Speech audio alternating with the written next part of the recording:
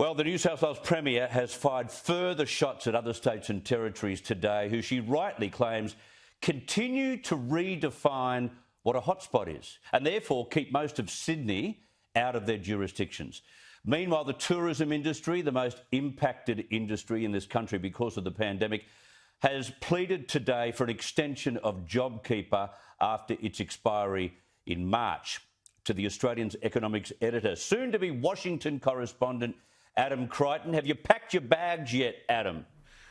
No, Chris, thank you, but still 2 months to go, so plenty of time to talk about economics still. I'm very excited. I can still imagine you would be excited. I can still imagine. Before we talk about borders and tourism, the most important aspects of the coronavirus today, you wrote today about the need for more stability in the United States, and you'll be seeing whether there is stability or instability as a correspondent for the Australian over there in 2021.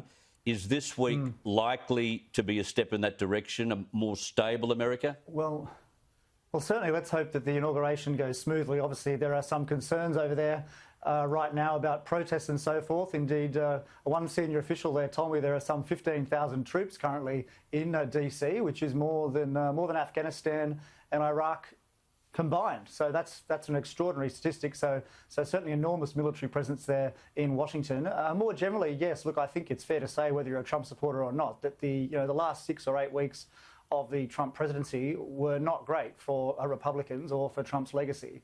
And so I do think a period of 4 years would be a very good thing for the US and also a good thing for the world. The reality is it's not going to be a radical administration because the numbers are so tight in the Senate.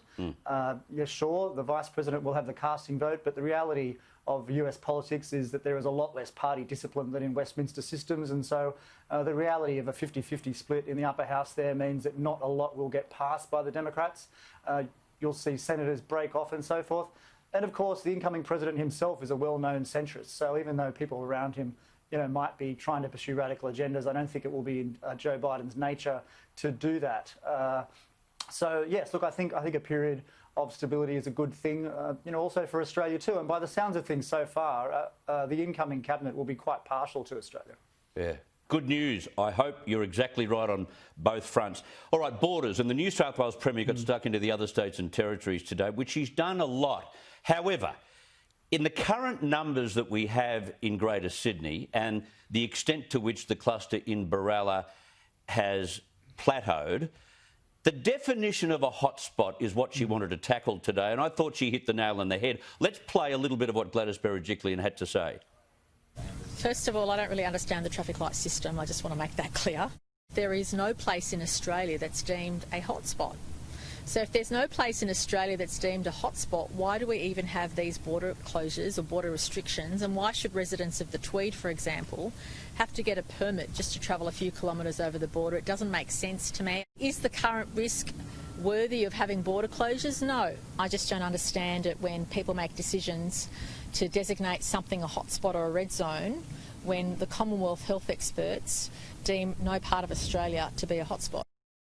The Chief Medical Officer and his team defined hotspots as having an average per week of 10 new infections every day. There's nothing like that going on anywhere in this country, and we've got other states and territories redefining the idea of a hotspot and therefore keeping their borders down.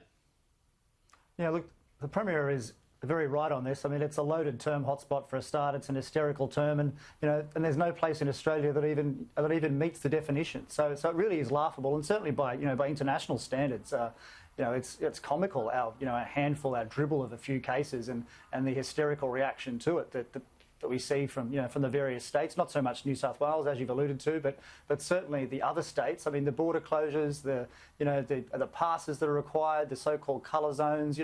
Of Sydney, it's all extremely confusing. I mean, I must say, as someone who's meant to be informed, I've got no idea which borders are currently closed and whether it's a hard border or a soft border. Correct. Or what parts of Sydney are green or amber or red or puce or whatever it is, or whether it's 2 people, 4 square metres, or 1 person, and whether it's hotels or cafes. I mean, it is extremely exasperating even for informed people. So I mean, how do small businesses deal with all this? Well, I mean, I can tell you how ultimately they just give up. They leave the industry. And so, you know, the state of tourism is going to be a wreckage, I think, after months of this. And they have called today for an extension of JobKeeper. There are probably 4 or 5 major industries, tourism and hospitality included, that could mount a really compelling argument for an extension of that or something that could keep them afloat until we can open international borders. Yeah, look, I think on balance, I probably support what they're saying. I mean, I'm a little bit torn. Of course, on the one hand, the government is, you know, forcing these restrictions on these businesses and effectively costing them lots of money. But on the other hand, the government itself doesn't have any money. It's only got everyone else's money. So it's just transferring resources from others who also did not ask necessarily for these restrictions. And kind of, as you know, we are racking up extraordinary public debts. I mean, I think it's going to be about $500 billion higher than was forecast a year or so ago. So we really have splashed out on this COVID crisis. But look, I think on balance, I do think that there's not going to be much industry left if these restrictions continue. I think the onus should be on trying to lift the restrictions and, you know, kind of having a more common sense approach. And it's a shame that the Prime Minister is not a bit more vocal on this. I mean, he really has left the field. I mean, you'd have to say politically, in terms of leadership, it's the states running the show. I mean, this has really reminded everyone of the extraordinary legal power of the states. They might not have much fiscal power, but at the end of the day, they control the borders, they control public order, public health. They have a lot of power. He stepped right away from that leadership role, and maybe it's the states who put the borders down more than once who should actually be the ones propping up tourism, Adam. Yeah, look, I think that's a good point. There could be some constitutional issues, though, I think, with that, because I think all the states are meant to be treated equally by the federal government. But nevertheless, I certainly agree in principle that the costs of these border closures are largely borne by the Commonwealth and indeed largely borne by the taxpayers, you'd have to say, in Sydney. Because that's, you know, that is the biggest tax-generating area of Australia. Actually, I think it's also worth making the point that, you know, it's all very well for the other states, the smaller states, to say that, you know, Sydney should be more cautious, there should be more lockdowns. But the reality is, I mean, Sydney is our biggest city. It's by far the most important economically. And it's much, much harder to shut it down. You know, just as people in Sydney often criticise the British government for not shutting London down, but it's very, very hard to shut London down. You know, you can't shut London or New York down. It's just simply impossible. Otherwise, you shut the world down. So the point is, every country starts from a different base, and I think it's important to judge countries against that more realistic standard. You know, to say, for instance, that our very low cases in Australia are purely the result of our genius regulations, rather than the fact that we're a long way away, we have a different climate, that we're more spread out. You know, I would say all of those latter factors probably have a much bigger impact on the final result than the genius of our state premiers. Very true, very true. Adam Creighton, thank you very much for your time. Thanks, Chris.